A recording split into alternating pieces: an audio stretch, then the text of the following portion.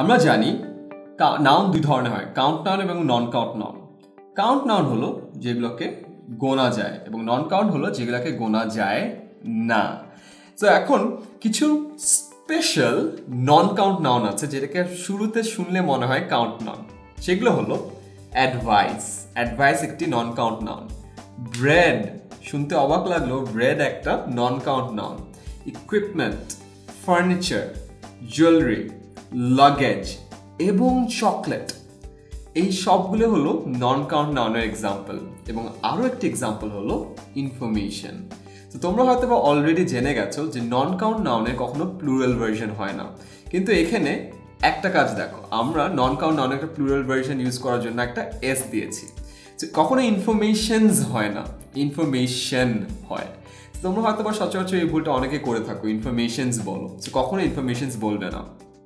এখানে আরও একটি ভুল আছে, নন কাউন্ট নাউনের ক্ষেত্রে কখনো ফিউ হয় না, নন কাউন্ট নাউনের ক্ষেত্রে হয় হলো লেস।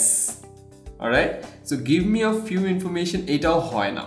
সো ফিউ তো হবেই না, ইনফরমেশনসও হবে না।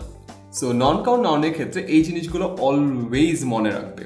Advice, bread, equipment, furniture, jewellery, luggage, chocolate এবং ইনফরমেশন, এই সবগুলোই হলো নন কাউন্ট নাউনের এক্সাম্পল। এবং নন কাউন্ট নাউনের ক্ষেত্রে কখনো প্লুরাল ভার্সন ব্যবহার করা যায় না।